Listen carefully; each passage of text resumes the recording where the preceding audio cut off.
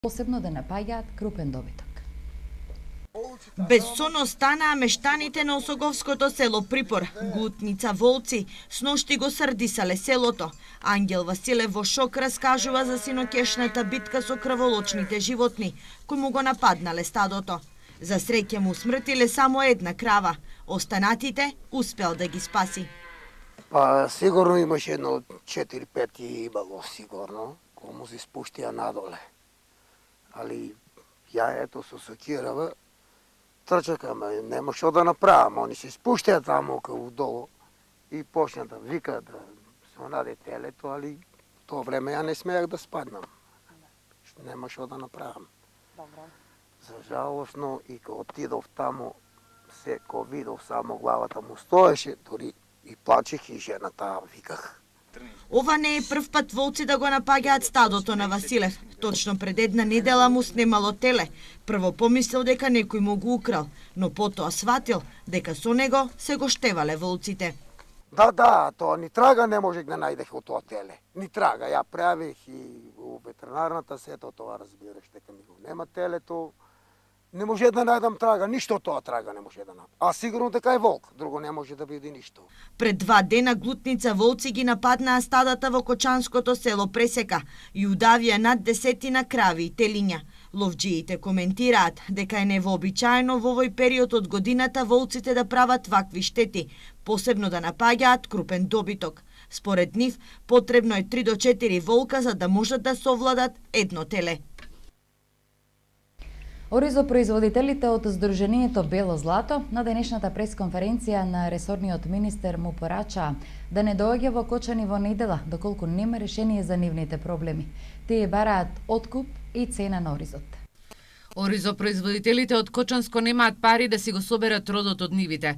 Ниската цена на белото злато ги доведе овие земјоделци на просјачки стап. Велат на денешната пресконференција представниците на Кочанското Сдружение Бело Злато. Порачаа првите луѓе на Министерството да си ги исполнат дадените ветувања, кои од нив не бараат социјална помош, туку само организиран откуп и реална откупна цена на оризот. Ве повикуваме да земете во ваши раци откуп и цена да дадете на 5000 земјоделци, кои не ви бараат ни вработување, не ви бараат ни социјална помош, не ви бараат ни еднократна помош, него ви бараат исклучиво да му го вредните трудот и маката што ја вложиле во април за да ја касираат во октомври. Тоа е срамота кога производната цена чини 14 динари, која самиот министер земјоделие каже дека производна цена чини 14 динари. Понатаму мислам нема потреба што да кажуваме, докаде се дојдени земјоделците немаат пари. Поточно не може да соберат, тебе гледаме и површините сами, дека не можат, немат пари да ги соберат површините. Представниците на Сдруженијето Бело Злато решението со маката на оризопроизводителите го гледаат во интервентниот откуп на оризот. Да се интервенира по Законот за земјоделство и рурален развој по член 37 да се изврши откуп на оризовата арта. И тоа цената да биде кој што е договорено, не помалку од 20 динара, ако е оние договорија 25. Ако е испод 25, треба државата да дотира до 25 динара кои што се обеќани. Иначе во друг случај не гледам веќе опстанок за земјоделство. Производителите на ориз од Кочанскиот регион најавија дека доколку ресорното министерство нема слух за нивните барања, во тој случај најавија радикални мерки. Во колку не се сега моментално они соберат и си прочитат некои работи кои што треба да го оценат дали земјоделецот е потрошен материјал или земјоделецот е господ за нив, ние деламе, доколку они тоа не го одговорат, ние радикално ќе излеземе на патот. Чиновите на Бело Злато во понеделник имаат средба во Министерството за земјоделство со цел да се решат проблемите на оризопроизводителите.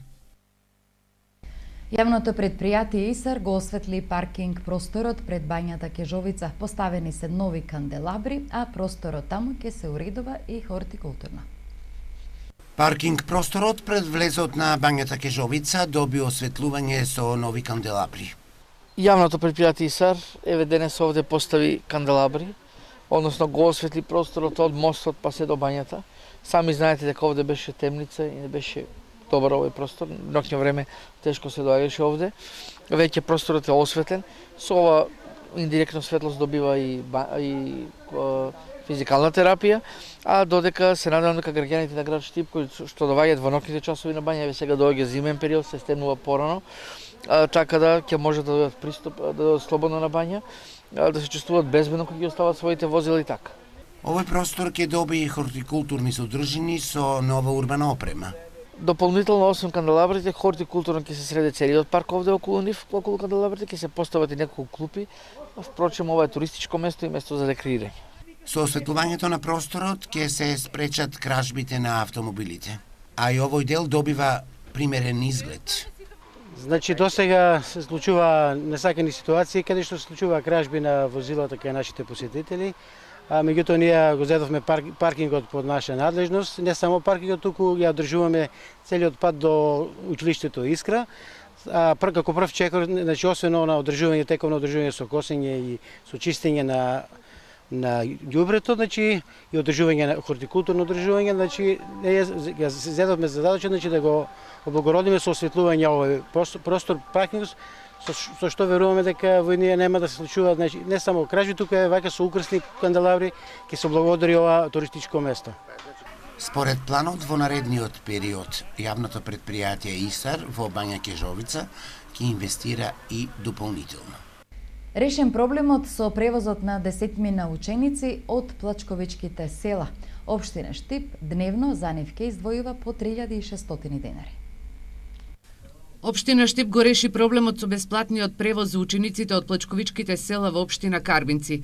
Десетина средношколци од оваа соседна општина ќе бидат превезувани од страна на транспортната фирма Изет Комерц, која се јавила на тендерот распишан од општина Штип. Ова е повторена тендерска постапка, имајќи во предвид дека претходниот беше поништен заради превисоката цена, која изнесуваше над 800 денари по ученик. Лани учениците се превезуваа за 350 денари по ученик, а сега е значи 360 денари, што е минимално зголемување од само 10 денари.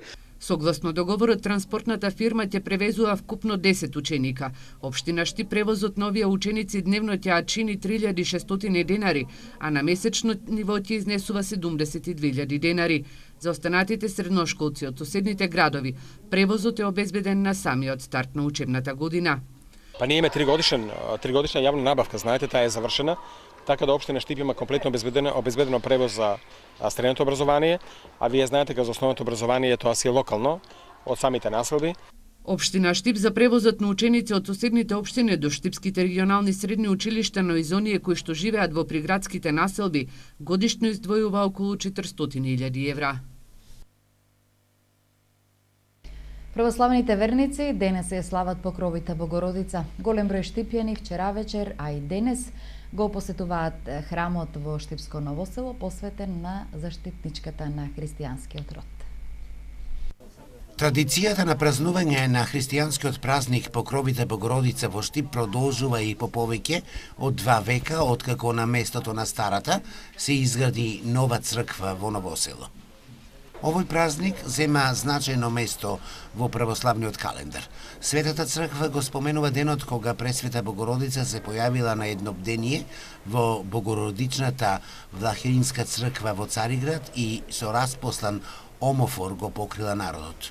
Денес Света православна црква слави празникот Покров на Пресвета Богородица. Имено во 10 век во Влахеринската црква во Цариград, на сенокно бдение, Свети Андреј Јуродиви заедно со неговиот ученик Епифани ја виделе како Светата Мајка стои над народот со својот омофор, закрилувајќи го. Ова видение не само Свети Андреј, го виделе и други свети луѓе кои биле присутни на бдението, и од тогаш во чест на тоа случување, кога Мајката Божја ги закрилувала луѓето кои биле на бдение, се празнува овој празник.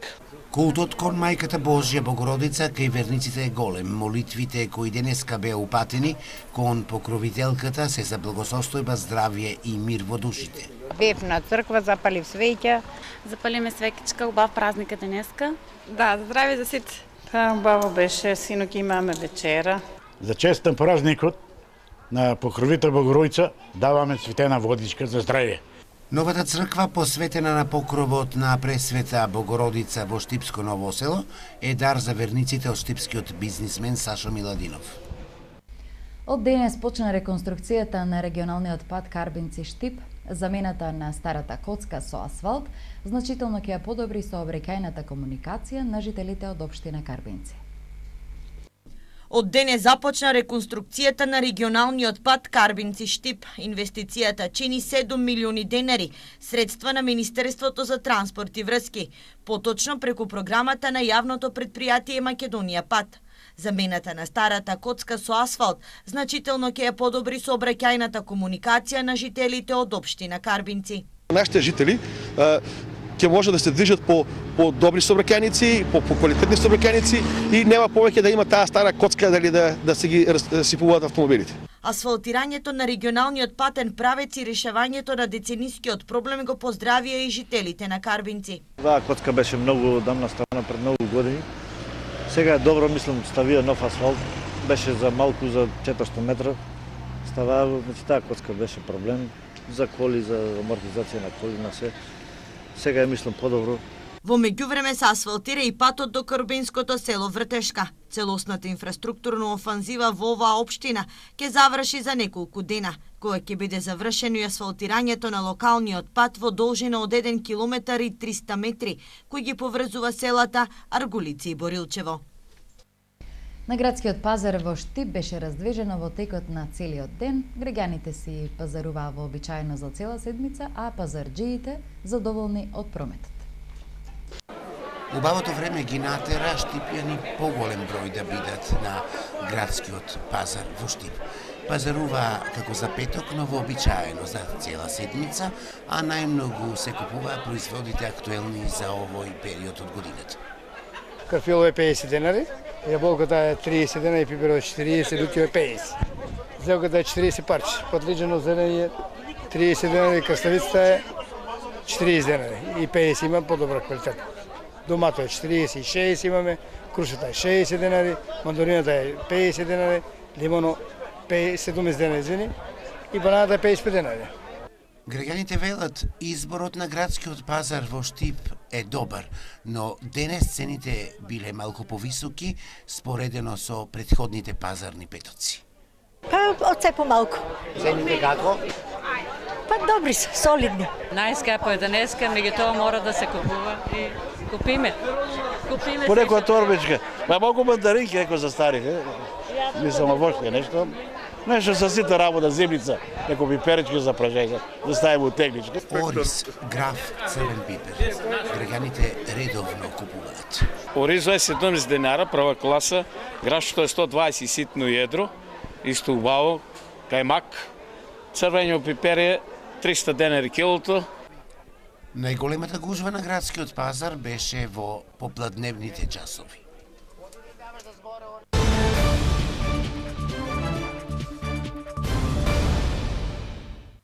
Младите каменичани во иднина ќе може да тренираат и кикбокс. Под мотото да го разубавиме истокот, тренерите на кикбокс клубот Гладиатор од Штип го одржаа првиот тренинг во Македонска каменица. Еден од најатрактивните боречки спортови, кикбоксот, отсека ќе биде достапен и за најмладите во Македонска каменица. Побудени од интересот и од отворената покана на млади спортисти од Македонска каменица, се дојде до реализација и изратување на еден нов кикбокс клуб. Раководството на кикбокс клубот Гладиатор во Штип, предводен од претседателот Ристо Огњанов, а по стрцето око на тренерите Кирил Нацев и Шено Ласанов, ја реализираше оваа идеја и го одржа првиот официјален тренинг. Со ова спортската мисија се прошири, а се збогати и семејството на кикбокс клубови во Македонија, со што повеќе мина млади од истокот ќе се осврнат на обликување на своето тело, како и на навлегување на тајните во боречките вештини. Првите тренинците во Македонска каменица ќе ги изведуваат тренерите Кирил Нацев и Шено Ласанов во деновите среда и петок, со почеток во 18 часот во просториите на спортската сала Миле Јаневски Џингар. Капиите на новиот кикбокс клуб во Македонска каменица се широм отворени за сите заинтересирани кои ги милуваат боречките вештини и може слободно да се заченат. Значи, сите заинтересирани каменичани може да тренираат кикбокс и во салата на гимназијата во Македонска каменица секоја среда и петок со почеток во 18 часот. Ете со ова убава вест го заокружуваме ова издание на информативната програма. Поздрав, останете во положение со Ирис телевизија, имајте убава вечер и убав викенд.